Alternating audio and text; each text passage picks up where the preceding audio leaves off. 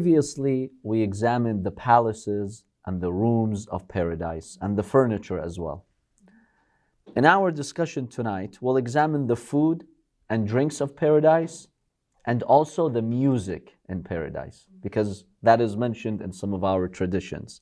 So let's start by looking at the food and drinks of paradise.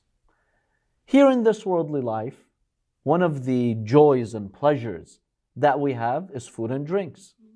Imagine your day without that. Have you seen sometimes when you start fasting and it's like lunchtime, dinner time, you feel like something's missing, right? You feel like that joy is not there in your day, even though you have a spiritual joy.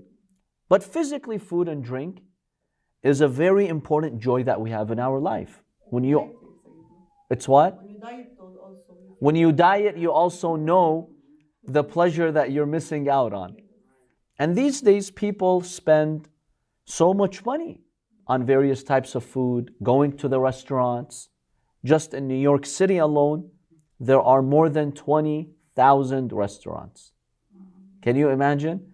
If you wanted to go to a new restaurant each night, that would take nearly 60 years. Every single night you go to a new restaurant, that would take you a lifetime. So this is a very important aspect of our worldly life. But in heaven, because Allah subhanahu wa ta'ala wants to give us joys and pleasures over there, this will also be one of the rewards for the people of paradise. So now, what foods are mentioned in the Holy Quran for the people of heaven? Allah subhanahu wa ta'ala states in the Holy Quran, وَأَمْدَدْنَاهُمْ بِفَاكِهَةٍ وَلَحْمٍ مِمَّا يَشْتَهُونَ. When it comes to food, Allah mentions two types or categories of food.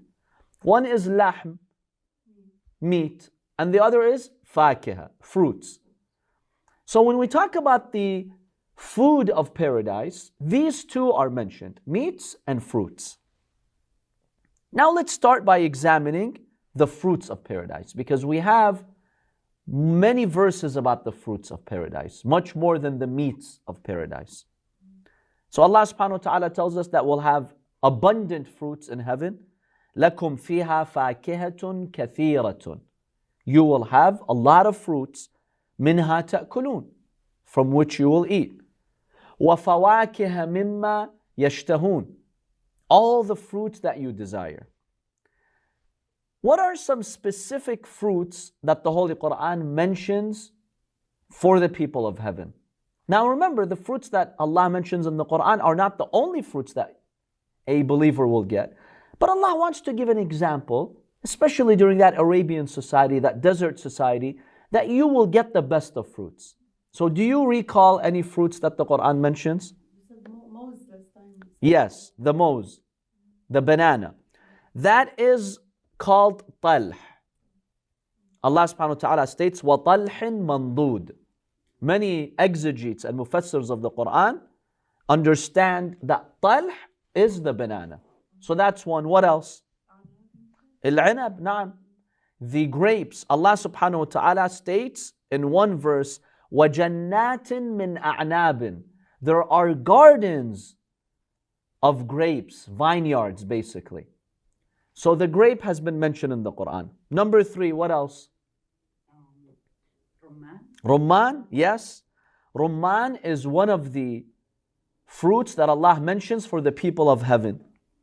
Allah subhanahu wa ta'ala states, وَالرُّمَّانَ مُتَشَابِهًا وَغَيْرَ مُتَشَابِهٍ. What else? Teen.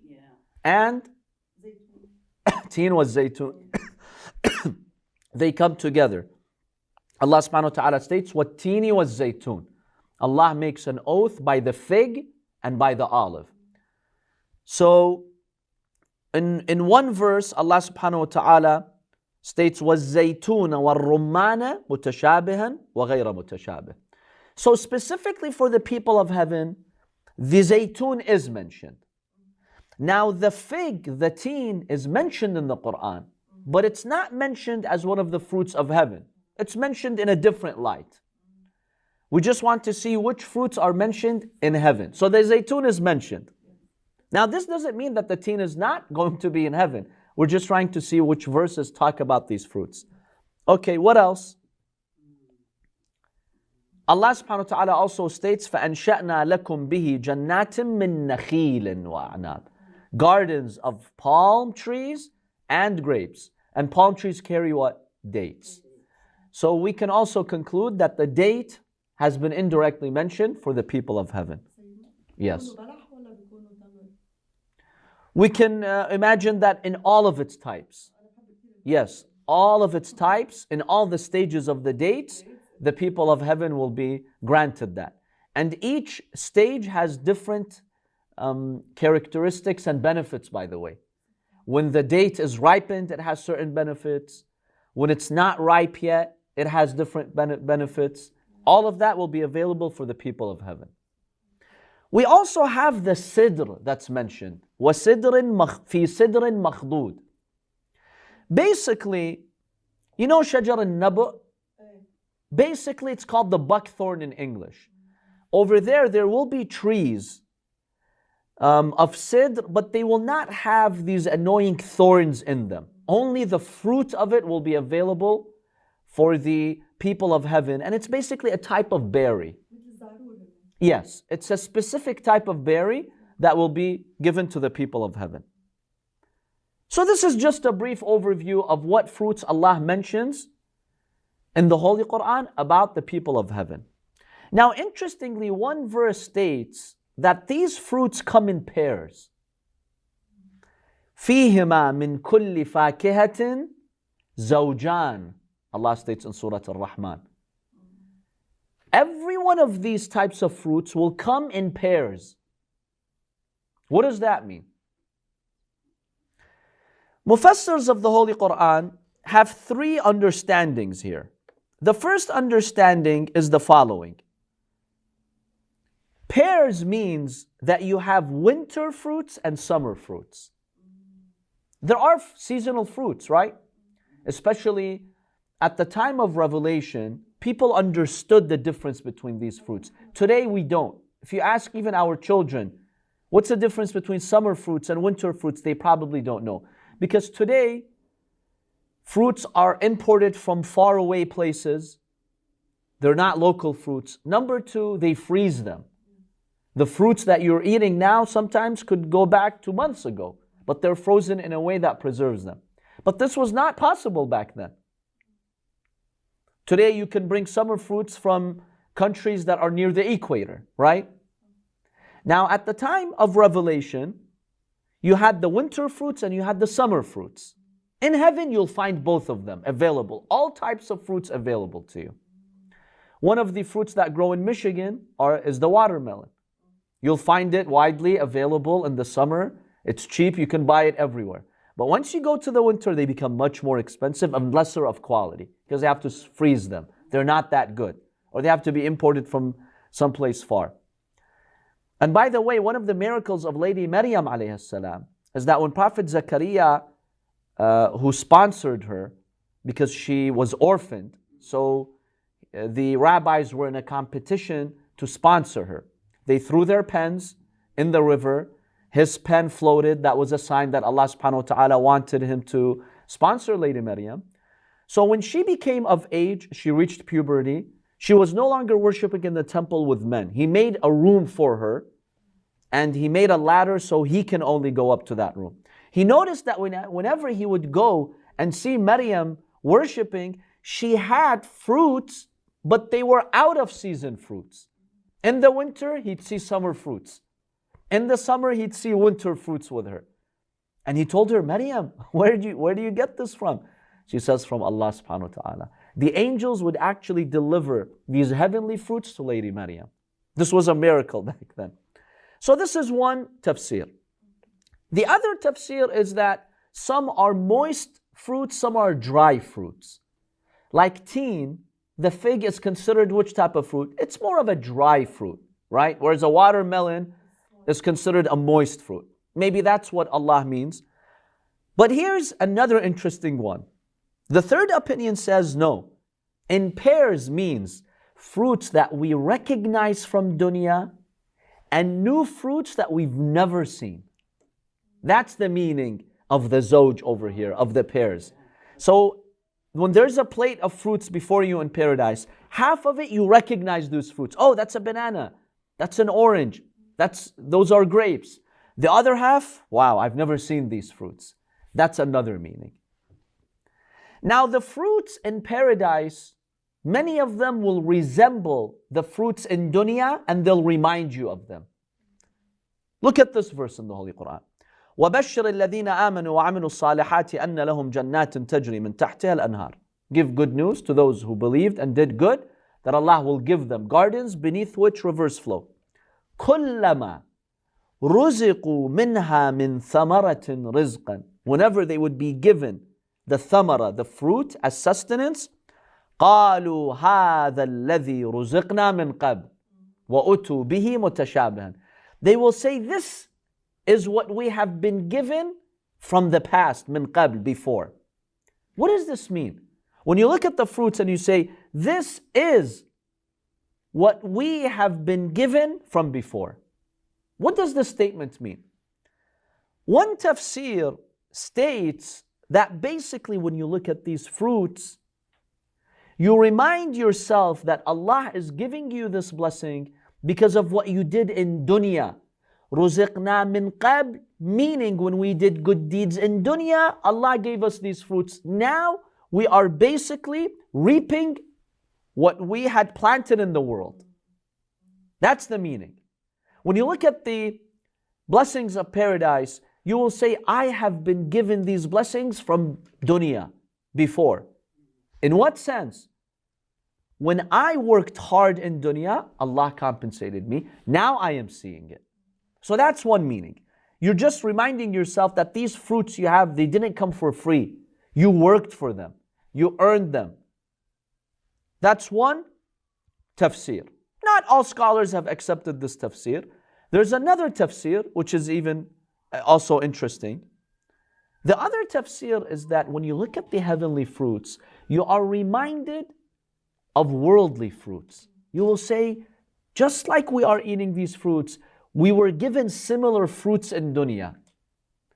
Why is that a good feeling for the people of paradise? Because when you look at something you're familiar with, you enjoy it. It gives you memories.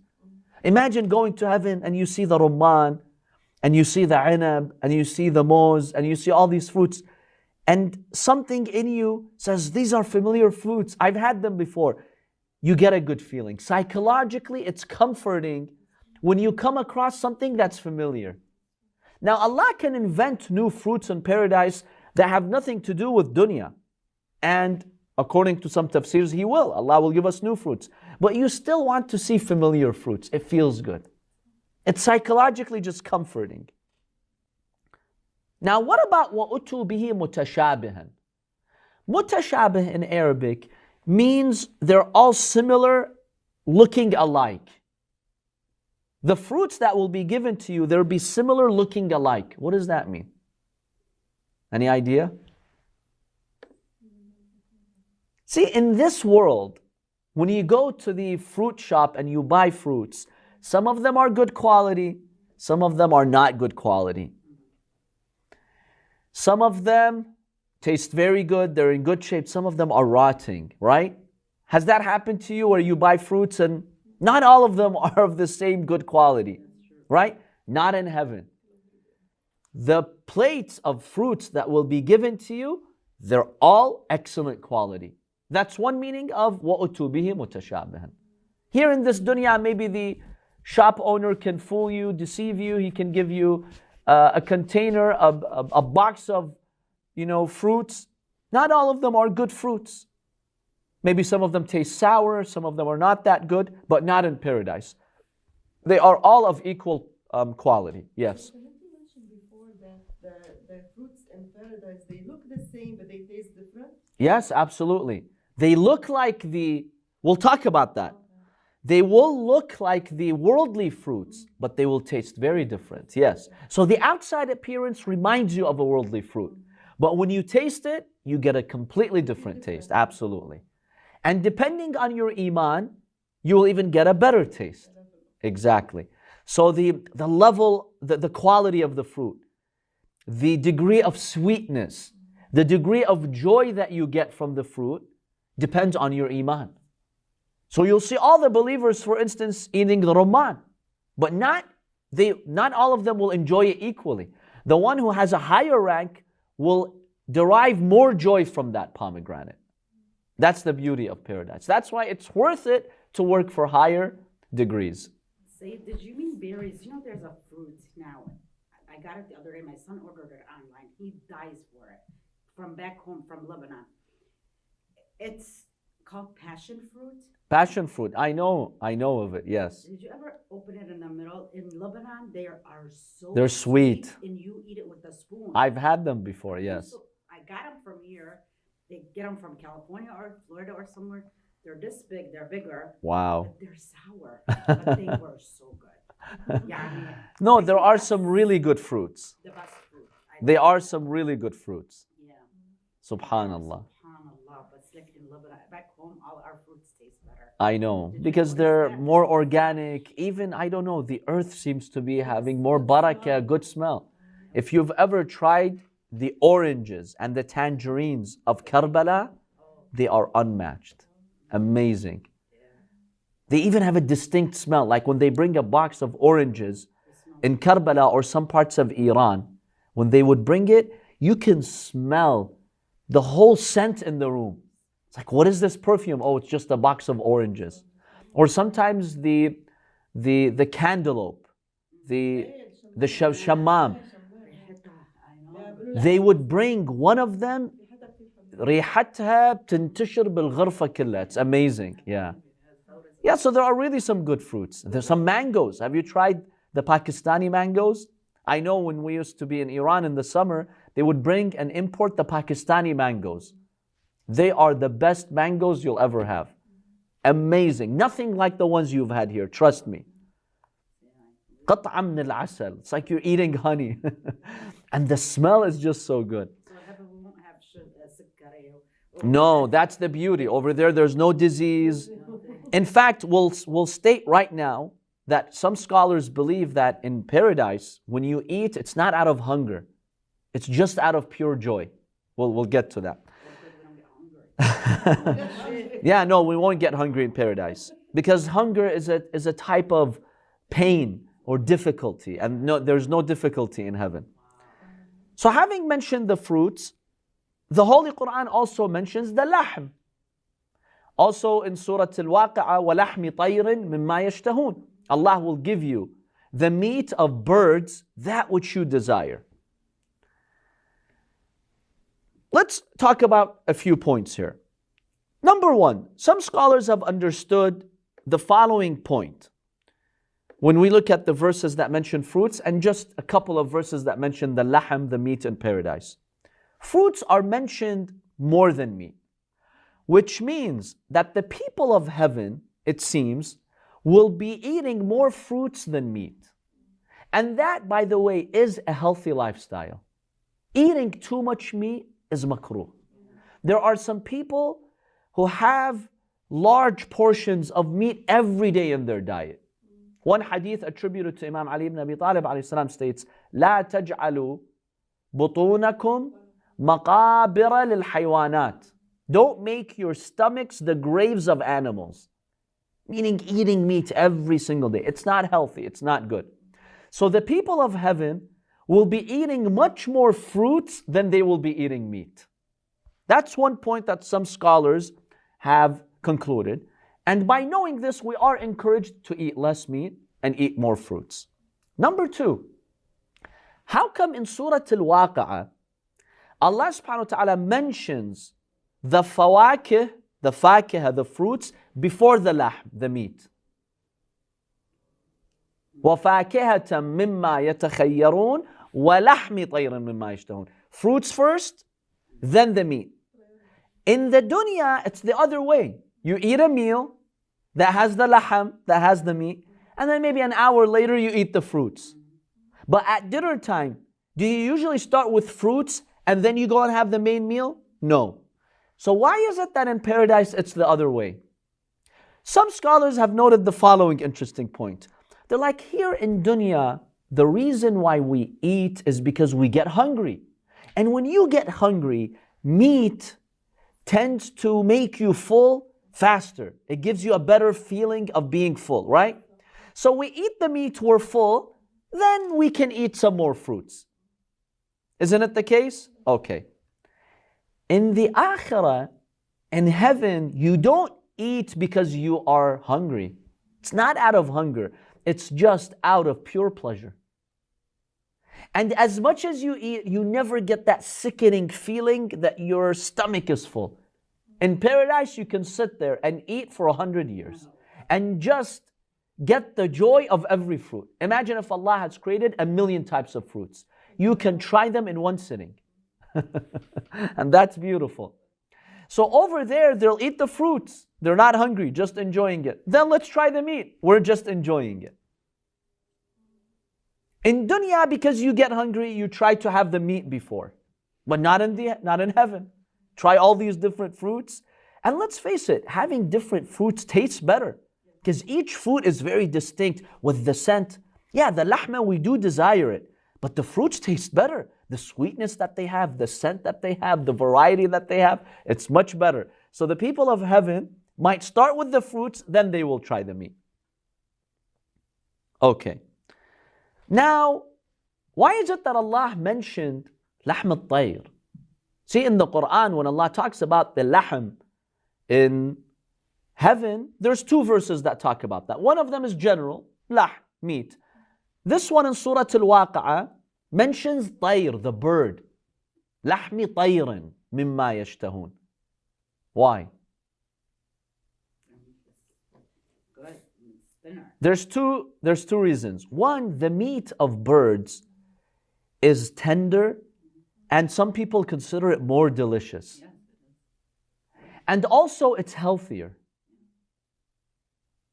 I know today in our diet, we don't really eat bird meat anymore. But people in the past used to sometimes, especially if you were rich, you could eat certain types of pigeons, right? They were known to be very delicious. Today they eat quail. Have you heard about quail? Does it taste good? I cook it, but I don't eat it. My husband likes it. You've never tried it? No. How come? Have you tried quail? I don't know. Hadi, have you tried quail? حجر.